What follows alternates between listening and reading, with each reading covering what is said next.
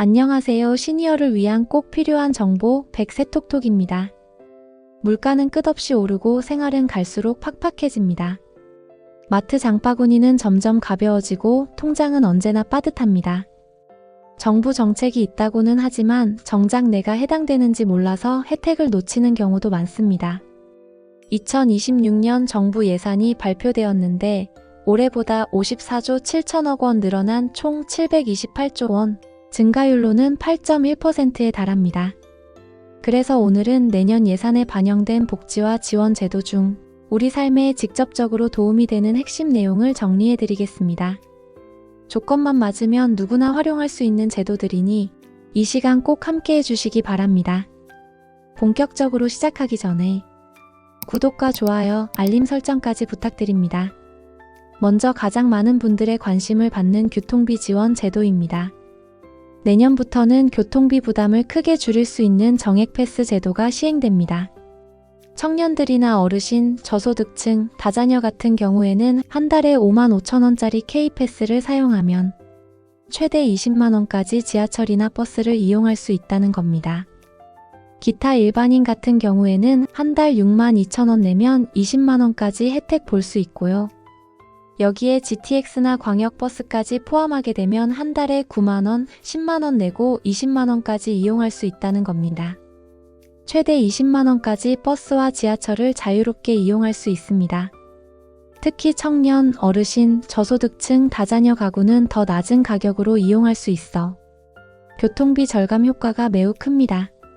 GTX와 광역버스까지 포함되는 상품은 월 9만에서 10만원으로 책정될 예정인데 이 경우에도 20만원 한도 내에서 모두 이용할 수 있습니다.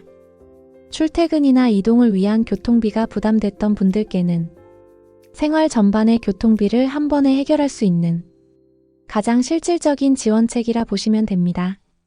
다음은 65세 어르신들의 최대 관심사, 바로 기초연금입니다. 내년부터 기초연금 수급자는 약 43만 명 늘어난 779만 명이 됩니다. 이는 지급 기준이 달라진 것이 아니라 고령화로 노인 인구가 늘어나면서 자연스럽게 대상자도 확대된 결과입니다. 월 지급액도 올해보다 6,850원 인상되어 총 34만 9,360원, 거의 35만 원에 가까운 금액을 받게 됩니다. 생활비 부담을 덜어주는 든든한 지원이 될 것입니다. 또 하나 반가운 소식은 노인 일자리 확대입니다. 정부는 내년에 5만 4천 개 일자리를 추가로 만들겠다고 발표했습니다. 이렇게 되면 전국적으로 총 115만 2천 개 일자리, 즉 전체 노인 인구의 10.3% 수준이 일할 수 있는 환경이 조성됩니다. 정리하자면 내년에는 기초연금 인상과 일자리 확대 두 가지가 동시에 추진되면서 어르신들의 노후소득 보장과 사회활동 참여가 함께 강화되는 셈입니다. 다음은 치매환자 재산관리 공공신탁 제도입니다. 치매로 인해 재산을 스스로 관리하기 어려운 어르신들의 걱정에 따뜻한 해법이 마련되었습니다. 정부는 2026년부터 치매 환자 약 750명을 대상으로 치매안심 재산관리 지원 서비스 시범사업을 시작합니다. 이를 위해 19억 원의 예산이 투입되어 안전한 재산관리 체계를 구축할 예정입니다. 운영 방식은 공공기관이 수탁자가 되어 치매 환자와 후견인의 의사를 반영한 신탁계약을 체결합니다. 이후 의료비, 생활비, 필요한 물품 구입 등 일상 필요 경비를 계획에 따라 지출 및 관리합니다. 이 제도의 핵심은 경제적 학대 예방과 자기결정권의 보장입니다. 민간 신탁과 달리 수수료 부담이 크지 않고 공익을 기반으로 운영되기 때문에 치매 환자와 가족의 경제적 부담을 덜어주는 구조로 설계되어 있습니다. 정부는 시범사업 운영 결과를 바탕으로 제도를 개선하고 향후 전국 확대 여부도 검토할 예정입니다. 또한 치매 환자가 보유한 자산 규모 자체가 엄청납니다. 2023년 기준으로 치매 환자의 총 자산은 154조 원에 달하며 2050년에는 488조 원으로 증가할 것이라는 전망이 있습니다. 이른바 치매머니라 불리는 이 자산이 사회 경제적 공백으로 남지 않도록 적극 관리해야 한다는 필요성이 제기되고 있습니다. 정리하자면 이 제도는 치매로 인해 판단 능력이 약해진 어르신의 자기결정권을 지켜주고 안전하고 투명하게 삶의 기본 비용을 관리하는 새로운 제도입니다. 시범 사업 이후 단계적으로 확대될 가능성이 크니 해당 제도에도 관심을 기울여 둘 필요가 있습니다. 다음은 65세 이상 어르신 100만 명을 대상으로 맞춤형 스포츠 강좌 지원 사업이 운영됩니다. 전국의 공공체육시설, 노인복지관, 경로당, 양로원, 주민자치센터 등에서 진행되는 프로그램을 무료로 수강할 수 있습니다. 소득과 무관하게 누구나 신청 가능하며 1인당 연간 약 15만 원 상당의 혜택이 주어집니다.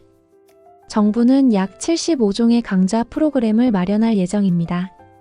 건강체조, 생활요가, 근력 강화 운동, 댄스 에어로빅 등 생활 속에서 쉽게 참여할 수 있는 프로그램이 중심입니다.